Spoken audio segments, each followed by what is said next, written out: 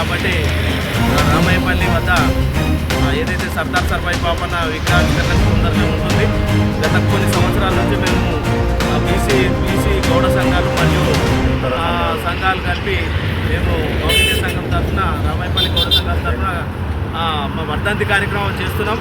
సర్దార్ సర్వాయి పాపన్న జీవిత చరిత్ర చెప్పాలంటే ఎంతో అంత కాదు. బహుజన కులాలను ఏకం చేసి ఏదైతే రాజ్యాధికారం పేర్కొన్న తనను చైతన్యం చేయడం జరిగింది. స్వాతంత్ర సమరయోధుడు బహుజన చక్రవర్తి అయిన సర్దార్ సర్వాయి పాపన్నకు ఏదైతే ప్రభుత్వాలు జీవో ఇష్యూ చేసి ఈరోజు అధికారికంగా జరపాలని చెప్పేసి ప్రభుత్వాలు ఇవ్వడం జరిగింది. అయితే ఇప్పటికైనా అని స్వాతంత్ర సమరయోధుడు సర్దార్ సర్వాయి పాపన్నకు చేసిన కార్యక్రమాలు చాలా బాగున్నాయి. అయితే కొద్దిగా ట్యాంక్ బండ్ మీద ఇట్లా పాపన్న విగ్రహాలు పెట్టాలని చెప్పేసి మేము కోరుకుంటున్నాం. ఇంకా చాలా ఉన్నాయి, చెప్పేటివి ఉన్నాయి, కానీ ఇంకా చెప్పలేకపోతాం. సంతోషం, టైం లేనందుకు మర్చిపోతున్నాం. పాపన్న అంటే మామూలు విషయం కాదు, చాలా పెద్ద వ్యక్తి. ఆయన కూడా దేశానికి కల్పవృక్షం లాంటి వాడు. మన ఈ రోజున సర్దార్ పాపన్న కొన్ని వర్గాలు, కొన్ని కులాలు, పేద మామూలు గరీబు, హిందూను, ముస్లింను అందరినీ ఐకగత్యం చేసి తన యొక్క పవర్స్ ఏందో అనేది తెలుసుకున్నాడు సర్దార్ పాపన్న. ఇవాళ కూడా కొంతమంది ఈ మంచి నాయకుల విగ్రహాలు ఊళ్ళలో పెట్టడం లేదు. కార్యక్రమం ఏందో సమాజం అర్థం కావడం లేదు. కాకపోతే ప్రపంచం కోసం పోరాడిన వాళ్ళ ప్రతి ఒక్కరిది ఉండాలి. సర్దార్ పాపన్న లాంటిది, ఛత్రపతి లాంటిది, గాంధీజీ లాంటిది, పండిత్ జవహర్లాల్ లాంటిది, అల్లూరి సీతారామరాజు లాంటిది, మీరంతా అబ్దుల్ కలాంది. ఆ ముస్లిం అంటే కూడా మన అన్నదమ్ములే. వాళ్ళు కూడా అందరం కూడా సహకరించినట్లయితే మనకు ఈరోజు ఎంతో కార్యక్రమం ఉంటుంది.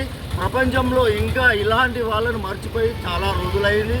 మరవకుండా దయచేసి ప్రతి ఒక్కరు జ్ఞాపకించుకొని దేశం గురించి ఎవరైతే కష్టపడ్డారో వాళ్ళది ప్రతి ఇంట్లో ఉండాలి, ఫోటో ఉండాలి, ప్రతి విగ్రహం ఉండాలి, ప్రతి ఒక్క అది ఉండాలి. ఈరోజు ఒక మిలిటరీ లాంటి పండితులు, కవులు మన సర్దార్ పాపన్న లాంటి వాళ్ళు, ఛత్రపతి లాంటి వాళ్ళు ఎవరు పోతే ఏంటంటే ఈ రోజుల్లో సమాజంలో ఇంకా కూడా దోపిడీ దొంగల రాజ్యం పోవడం లేదు. ఇవాళ వచ్చిన మన ప్రభుత్వం కూడా మంచి రేవంత్ రెడ్డి సార్ కూడా మంచి కార్యక్రమాన్ని వచ్చిండు. పేదల గురించి వచ్చిండు. పేదలను మనల్ని సహకరిస్తాడు ఆయన. తప్పనిసరిగా పేదల కోసం కష్టపడే ప్రభుత్వం మనది కాంగ్రెస్ ప్రభుత్వం.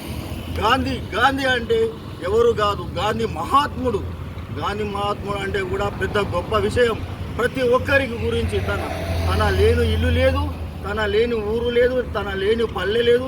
ఆరోగ్యం, మంచితనం అన్నిట్లల్లో గాంధీ ఉంది. ప్రతి ఒక్కరి జబ్బులో గాంధీ ఉన్నాడు.